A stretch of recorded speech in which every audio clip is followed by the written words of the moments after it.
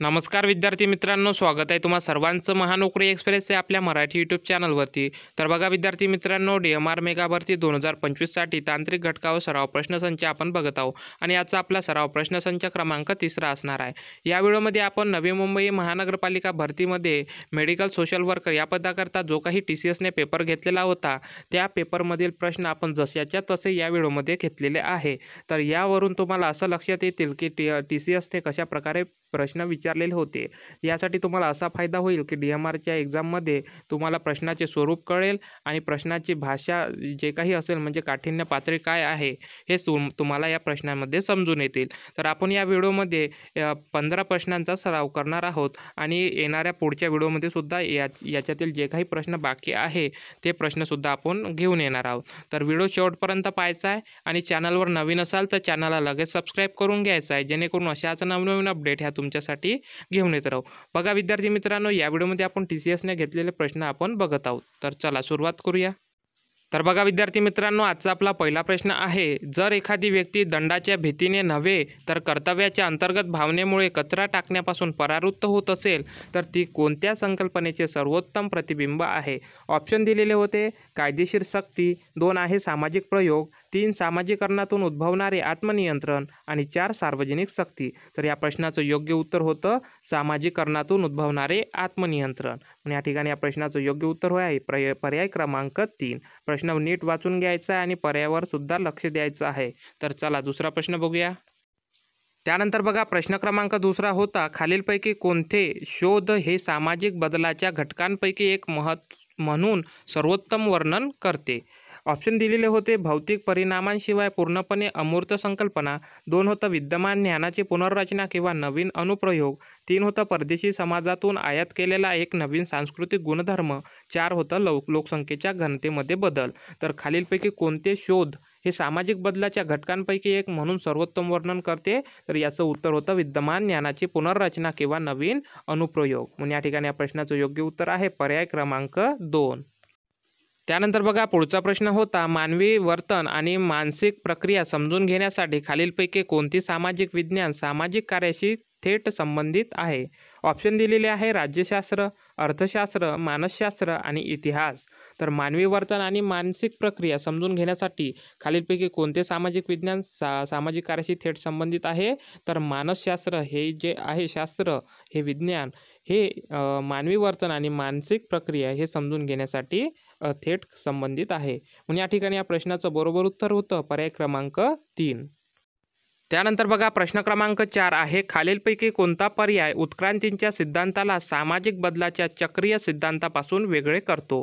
Option दिलेले आहे, उत्क्रांती सिद्धांत प्रगती गृहीत धरतो तर चक्रीय सिद्धांत पुनरावृत्ती होणारा बदल सुचवतो।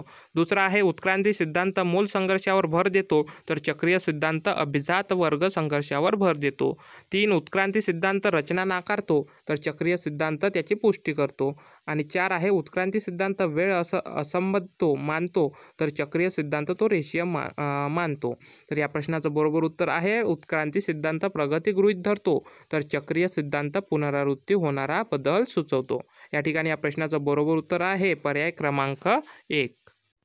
त्यानंतर बघा प्रश्न क्रमांक 5 आहे, देशातील सामाजिक कार्य अभ्यासक्रम समृद्ध करण्यासाठी भारतातील विद्यापीठ अनुदान आयोगाने खालीलपैकी कोणत्या वर्षात सामाजिक कार्य शिक्षणाची पहिली पुनरावलोकन समिती स्थापन केली?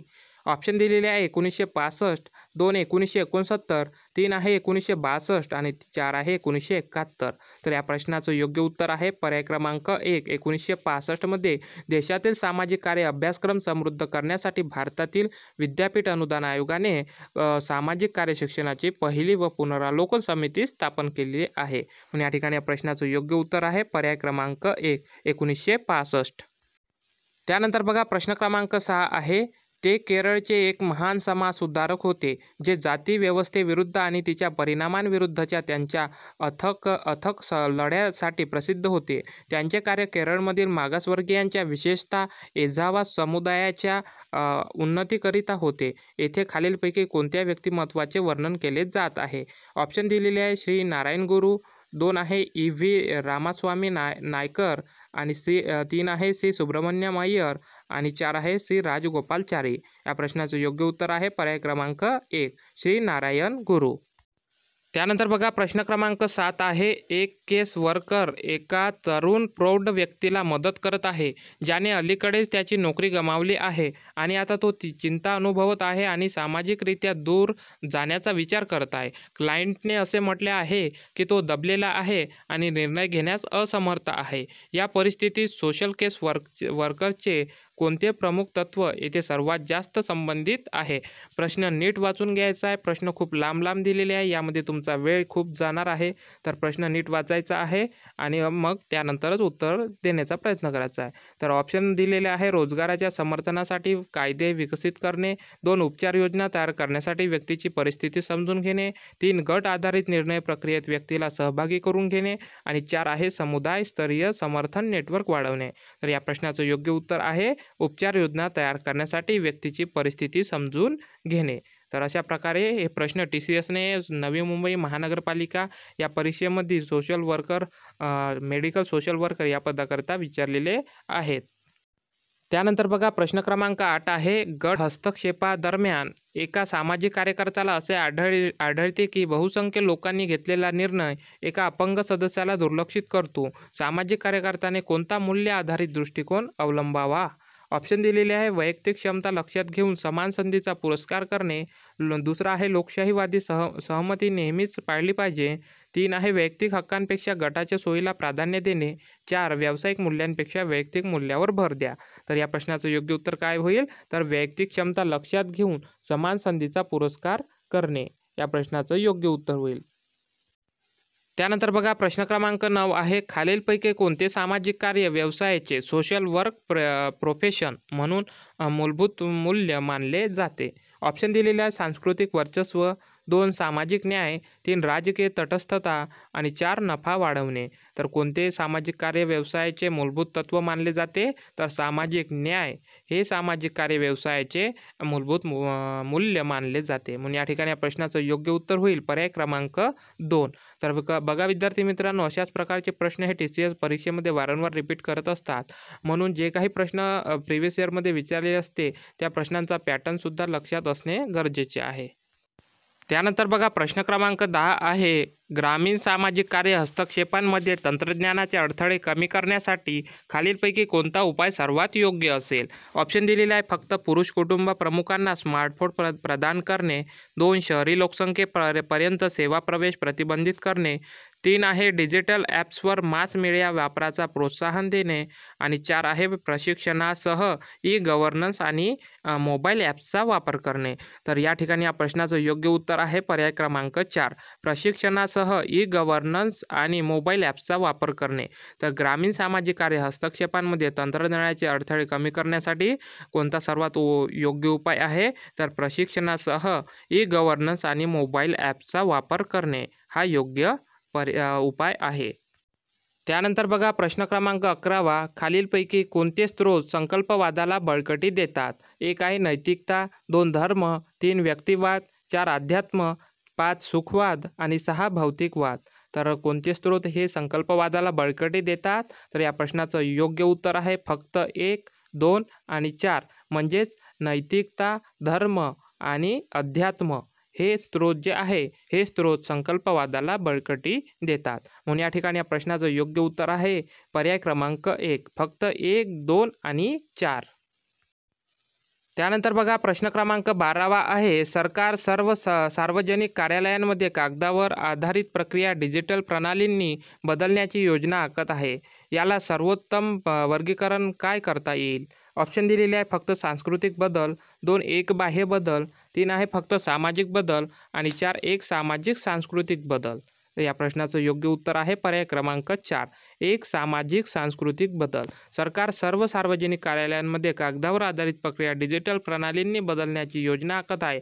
याला सर्वोत्तम वर्गीकरण काय करता येईल? तर एक सामाजिक आणि सांस्कृतिक बदल या ठिकाणी करता येईल. म्हणजे या ठिकाणी या प्रश्नाचं योग्य उत्तर होईल पर्याय क्रमांक 4. त्यानंतर आहे प्रश्न क्रमांक 13, सामाजिक कार्यकर्त्यासाठी व्यावसायिक जबाबदार असणे याचा अर्थ काय आहे? ऑप्शन दिलेले आहे, कृतींचे समर्थन करण्यास नकार देणे, सहकार्य टाळणे, तर्कशुद्ध निर्णय घेणे आणि 4 आहे वैयक्तिक विश्वासांना प्राधान्य देणे. तर सामाजिक कार्यकर्त्यासाठी व्यावसायिक जबाबदार असणे याचा अर्थ काय आहे तर तर्कशुद्ध निर्णय घेणे. म्हणून या ठिकाणी या प्रश्नाचं योग्य उत्तर होतं पर्याय क्रमांक 3 तर्कशुद्ध निर्णय घेणे. त्यानंतर बघा प्रश्न क्रमांक 14वा. एक सामाजिक कार्यकर्ता एका महिलेचे समुपदेशन करत आहे जी घरातील भूमिकेवर असलेल्या सामाजिक अपेक्षांमुळे संघर्ष करत आहे. तर घराबाहेरील तिच्या श्रमाचे मूल्य कमी लेखले जात आहे. तर सामाजिक कार्यकर्त्याच्या हस्तक्षेपाचे मार्गदर्शन कोणता वैचारिक दृष्टिकोन उत्तम प्रकारे करेल. या ठिकाणी ऑप्शन दिलेले आहे चिकित्सालयीन सामाजिक कार्याचा दृष्टिकोन, 2 आहे पर्यावरणीय सामाजिक कार्याचा दृष्टिकोन, 3 मार्क्सवादी स्त्रीवादी सामाजिक कार्य, 4 आहे कल्याणकारी सामाजिक कार्याचा दृष्टिकोन. तर या ठिकाणी या प्रश्नाचं योग्य उत्तर आहे मार्क्सवादी स्त्रीवादी सामाजिक कार्य. हे या प्रश्नाचं योग्य उत्तर आहे.